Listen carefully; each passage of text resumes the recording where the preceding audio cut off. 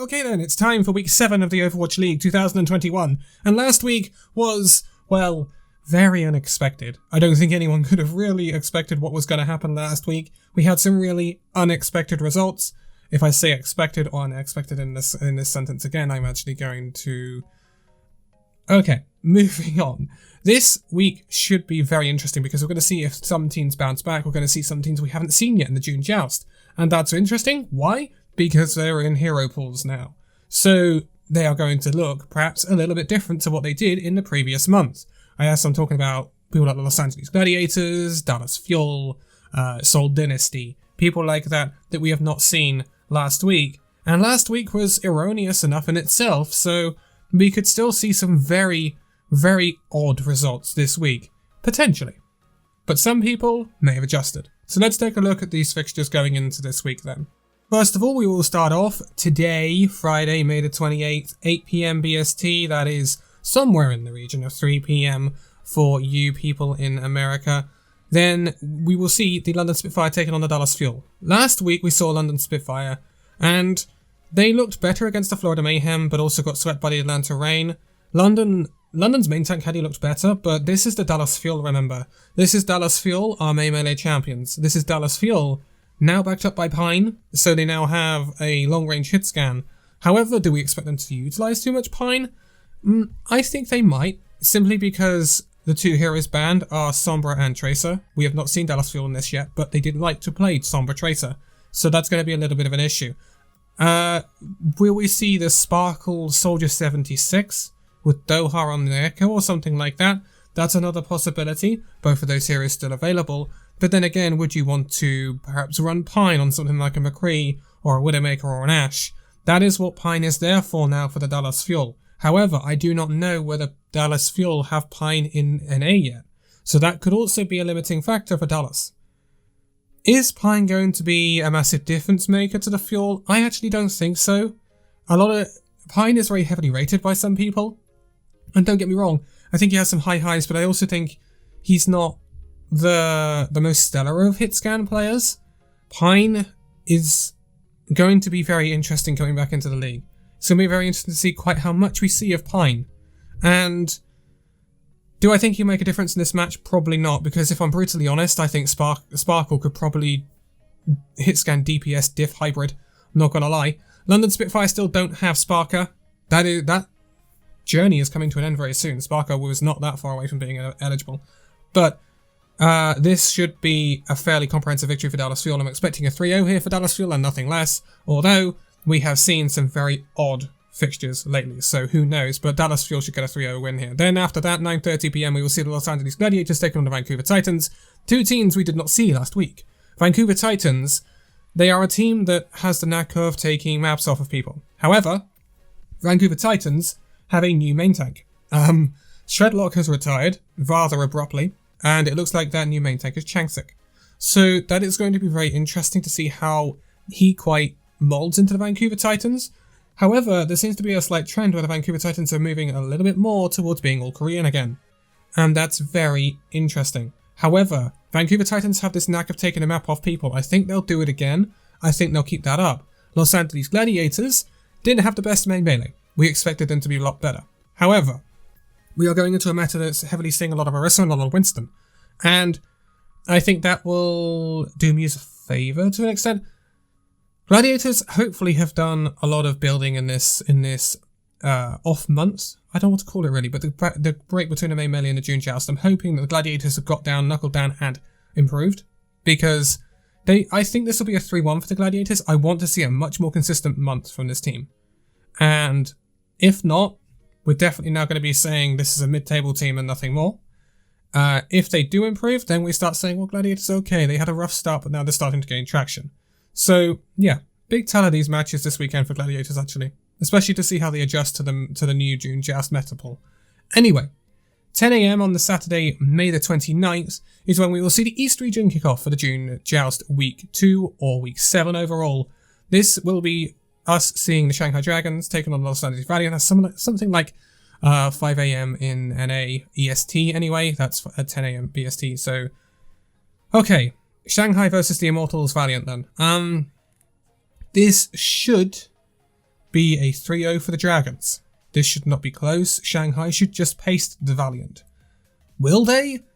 Well, I'm surprised Valiant even have a map right now on the board, and they do. So you never quite know. The key here to victory for the Shanghai Dragons is not to get drawn into the chaos that the Los Angeles Valiant can inflict upon teams, because that's when you'll see people like Shocheng and Mo Lanren really start to get value, where you wouldn't expect them to. Let's be quite honest. Shocheng and Mo Lanren are definitely the people that have stood out the most for the Valiant this season, and to be quite honest, that's not saying too much. But Shanghai Dragons should really 3-0 this, and that's why I'm predicting a 3-0 for them. 11:30 AM BST, we will see the New York Excelsior take on the Seoul Dynasty. This should be a very entertaining match. New York had a very good week last week, beating the Philadelphia Fusion, but they also lost to the Guangzhou Charge, which is not great. Seoul we did not see last week. However, this meta is so favourable to Jester, it is unbelievable. Orisa or Monkey, Orisa or Winston. This is heaven for Jester. Rein is not in the pool. Rein is Jester's weakest main tank, without a doubt. So this should be heaven for Jester, and so this should be a fantastic pool for Seoul Dynasty. Yes, there's no Tracer, and that hurts. But then again, when you look at the pool of the Seoul Dynasty players in terms of DPS, that's really not going to be an issue, is it? To be quite frank, that's not going to be an issue for the Seoul Dynasty. So I expect Seoul Dynasty to do very well. I think this will be a victory for Seoul Dynasty. I think this will be a 3-1 for Seoul Dynasty. I think New York will take a map because they're a fighting team, New York, right now, and they are doing very well. But I don't think they're going to have the quality to really dent the Seoul Dynasty too much. I think Seoul should have a very good month. That's what I'm saying. There will be an encore, obviously full of league tokens to grind away on the same day at 5:30 PM BST. That is 10:30 AM for you people in the EST time zone in America. Make sure you keep an eye on for that. Don't get spoiled with the score if you're looking for that one. So at 8 PM on the same day, we will move back to the West region, where we will see the London Spitfire in action again against the Houston Outlaws. It's a very tough week for the London Spitfire, coming off of a 0-2 week against the Florida Mayhem and the Atlanta Reign. They have to go up against two Texas teams. Dallas Fuel have looked fantastic throughout the year so far. Houston Outlaws, they wobbled at the start of last week, but they really sorted it out in the second match to get a win over the Florida Mayhem. So the Florida Mayhem beat the London Spitfire. Houston Outlaws beat the Florida Mayhem. So Houston Outlaws really should beat the London Spitfire, and really it should be a sweep. And so I'm predicting 2 losses for London Spitfire, 2 3-0s against them this weekend. I'm not expecting London to pick up a map. It is very rough. That means this will be a 1-map month for London Spitfire. There's no beating around the bush. This is not going to be London's month, that's for sure. This team is too weak. However, going into the Summer Showdown, which is our next tournament, they should have Sparker available, I think. Also, they start to play teams that are beatable, like Paris. So this is where London needs to start turning up. These first 2 months have been incredibly rough for the London Spitfire, but they need to get past them. If they get anything from these matches, I will be shocked. It would be a very big upset if London were to get anything from these. The Texas teams should have a good weekend. Anyway, moving on to the game after that, 9:30 PM, we will see the San Francisco Shock against the Toronto Defiant. We have not seen San Francisco Shock in the June Joust yet. San Francisco Shock had a rough melee, didn't they? Very, very rough. We have to... the Shock are a very difficult team. The reason for that is because there's Krusty in charge. So there's 2 ways the Shock go this month. They snap back and start sweeping people because they're angry, or they continue on this unideal, not Shock-like up and down scenario where FD God's feeding slightly, Violet's getting a little bit caught out at times, they're not looking comfortable. The issue is with the Shock right here is that there's no Reinhardt, so most likely no Super. This means that Smurf will be back in. If not, then we're going to see Super on the Winston or the Orisa. Do we want to see that? Supers Winston's not massively bad, but it's also not massively fantastic either. And so I think this meta could provide a little bit of a weakness for the Shock right now. It will be interesting. I think this month is going to rely heavily on Nero, on the Echo and things like that for the Shock. I think that's where their bread is going to be buttered in June. And it's going to be very interesting to see if they can actually get anything from that. Toronto Defiant. Toronto are rough. I expect Shock to beat Toronto. I think it'll be a 3-1. I think Shock will just have too much quality for this Toronto team. It's a shame, because I think Toronto have got some really nice parts. However, Toronto have got a significant problem right now, and that's a COVID-19 outbreak in the team that has basically rendered Logix and either Nice or Hisu, I can't remember which one, but I think the other DPS has also been tested positive, but it's definitely Logix. I wish, obviously, all the best to any people affected and all people affected in the Toronto Defiant, obviously with this COVID-19 outbreak within the team. Wish them all the best, and please do get well soon. We hate to hear anything like this going on in the league, and rest and recuperation, and hopefully everyone is going to be just fine. But to help with this, Toronto Defiant have made an emergency signing. This is Aspire from the American Tornado in NA Contenders. He is signing on a 30-day contract for the Toronto Defiant to fill in the empty spot.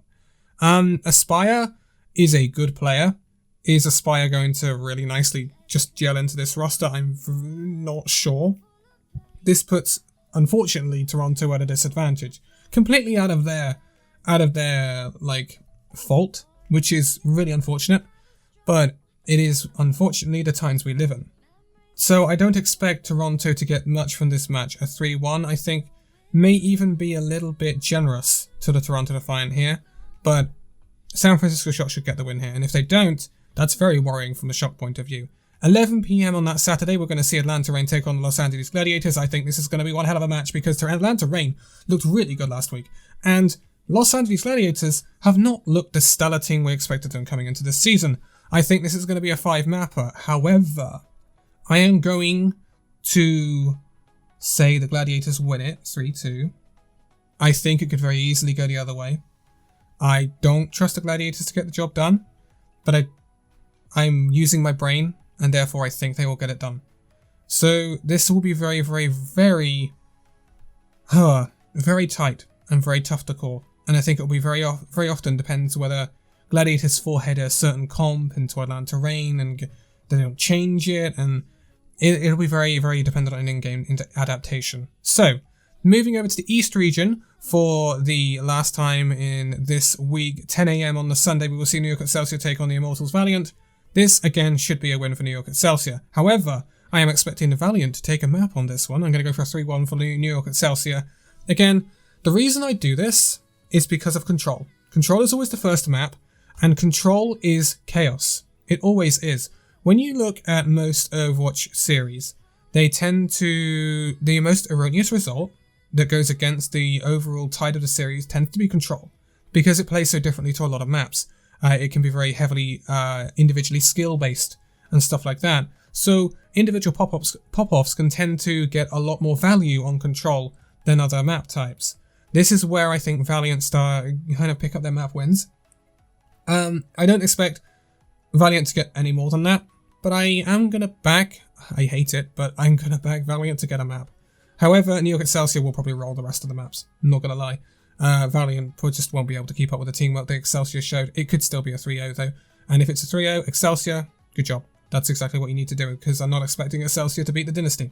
Moving on, we see the Seoul Dynasty, talking of them, taking on the Shanghai Dragons at 11:30 AM BST, 6:30 AM for you in EST time zone. This is going to be interesting. Oh boy, this was the spice match in the East last season, and Shanghai clutched it out in the May knockouts. Seoul Dynasty didn't. I think Seoul will win this. I don't think Shanghai are going to have quite enough. I think there may be a little bit of a tank line difference. Especially on the main tank. When you get Gesture on what he wants to play and what he loves to play, he is just so good. And so, I'm going to go for a Seoul Dynasty 3-2. It could be different. Shanghai could win. I think a lot of this may heavily depend on how people like Izzyaki play. We've seen fantastic play from Ligia Gon recently. We've seen great play from Lip and Fletter as always. It will very heavily depend on who wins the flex support battle. That's what I'm noticing with Shanghai. Whether it's Izzyaki or his opponent. In this case, obviously, it would be Creative. In this case, so I think Creative's a great player. I also think, however, Izziaki's a great player, but only on his day. I think Creative's more consistent than Izzyaki. So Izziaki's going to have to play at his best to beat out Creative. And when we see Izzyaki pop off, he was really outdoing Monk when they were playing against the Chengdu Hunters, and therefore we saw Shanghai do very well. So very often I think Shanghai are going to be live and die by the Izzyaki, and that is where this result lies. But I still think Seoul are going to win that one. I can't help that. You could call it somewhat of a gut feeling. 5:30 BST or 10:30 AM in EST, there will be an encore match at the New York Excelsior versus Immortals Valiant match. Obviously, full tokens apply to that as well. Don't forget to make sure you tune in for that. Then the last 3 fixtures of the weekend, because this is slightly shorter than the last one. The first week is always 14, this is 12. And then we'll see a big chunky week next week with the knockout qualifiers. So this will be starting off with 8 p.m. BST, so that's 3 p.m? No, it isn't. No, it isn't. Yes, it is. It's 3 p.m. What am I talking about? Anyway, it's 3 p.m. EST. This will be Toronto Defiant taking on the Houston Outlaws. So, Houston Outlaws bounced back impressively last week against the Florida Mayhem after having that wobbly start. Toronto Defiant are going to be unstable with obviously Aspire coming in to cover their illnesses. So I still think this is going to be a Houston Outlaws win. I think Toronto Defiant may take a map though, so I'm going to go for a 3-1 for the Houston Outlaws. But Houston could roll this, and it'll be interesting to see if they do so. I think Houston, it was just a wobbly start, and I think they'll start to be a little bit more consistent now. There was just a little bit of adjustment to what our teams were playing, and they got caught a little bit off guard. So I think Houston will become a little bit more consistent. After this, 9:30 p.m. BST, we will see Vancouver Titans take on the Atlanta Reign. Atlanta Reign have a history of basically slapping around the teams below them quite harshly, and I expect this to happen again. I think this will be a 3-0 for the Atlanta Reign. They've very much got the number of their teams below them. It's when they start competing against teams above them where they start to fall short. The matches are very often close. I mean, look, they took San Francisco Shock to 3-2 in the last round of the Melee fixtures. But when it comes to the likes of London, Spitfire, Vancouver Titans, people like that, Atlanta, I think, are going to sweep them. Simple as. So I think this will be a 3-0 for Atlanta Reign. There will be a quality difference, I think, unless Changsik really makes a difference for the Vancouver Titans. Then, last match is going to be super interesting. Oh, what a match to finish on for the week. Dallas Fuel versus the San Francisco Shock at 11 p.m. BST. Oh, Lord. This is a rematch of the knockout where San Francisco Shock got 3-0'd by the Dallas Fuel in the May Melee knockouts and got unceremoniously dumped out of the May Melee. This is going to be fueled with fire. Absolute spice. Shock are going to be reeling from what happened in the May Melee. Dallas Fuel are, of course, going to want to assert their dominance once again. This is going to be a phenomenal match. Maybe it'll be one-sided. Maybe it won't. But it's going to be a massive indication of what's going on. A massive indication that if the Shock can bounce back. Because if there's any match I expect the San Francisco Shock to bounce back in this entire month, it would be this match. Because of vengeance, because of the blood, because of the bad blood, the blood spilt in the May Melee, they are gonna want to get revenge. The question is, will San Francisco Shock be able to do that? I'm not sure. I'm honestly not sure. It's so difficult. It's so difficult to know right now whether they're going to bounce back. I'm predicting a 3-2 for the Dallas Fuel. Simply because I think Dallas Fuel will still be consistent. I know Dallas Fuel, what did they do last month? They played to their strength. Look where it got them. I don't expect Fuel to run any Orisa. I'm expecting Fuel to run Winston. The question is, San Francisco Shock could easily counter that, especially if they put Smurf in, because Smurf will play Orisa, and they could use a sort of catch dive comp. If they do that, then Dallas could be in a little bit of trouble. But Dallas do tend to adapt well. So there's no Sombra to also stop that, which is probably what Dallas would turn to. It's going to be super interesting, but I still think Dallas are going to come out on top. I can't doubt Dallas Fuel. I cannot believe I'm saying that, but I can't doubt them. So I am back in the field to 3-2 the San Francisco Shock and get 2 wins in a row over the current champions. And that would obviously, if the results go as I think they will for Dallas Fuel this week, this will put Dallas Fuel firmly in the favourites for the June Joust. It really, really will. Because they're the best team in the league right now. You can't argue with it. They're the Melee champions. We haven't seen them in the June Joust yet, but if they continue on their same strength, then they are going to be the best team in the world. And no one will be able to argue with that. And can we argue with that right now, considering the looks they've been showing us? Not really. Not really. So, those are your matches for this weekend. Slightly shorter than what it was last weekend. 12 fixtures instead of 14, as I mentioned. Next week, obviously, we'll have a bunch more fixtures, but we'll also have knockouts for the June Joust coming into it as well. So it's going to be a very, very chunky week in week 8. Yeah, it's going to be super interesting. And yeah, I wonder if it'll be as weird as it was last week. We'll just have to wait and see. All the socials are linked in the video description as ever for Elysian Gaming and myself. Give the Twitters a follow. Give the Discords a join. Join the Discords, that's better. So you can chat about Overwatch League, etc., whatever you would like to talk about. And obviously the Twitches and whatever, when they're active, give them a follow to stay up to date with all of that. Hit the bell if you want to receive notifications about when these videos go up, so you don't miss a thing. But for now, thank you guys so much for this video. If you'd like to give a like, subscribe if you're new, and I'll see you in the next video. See you then.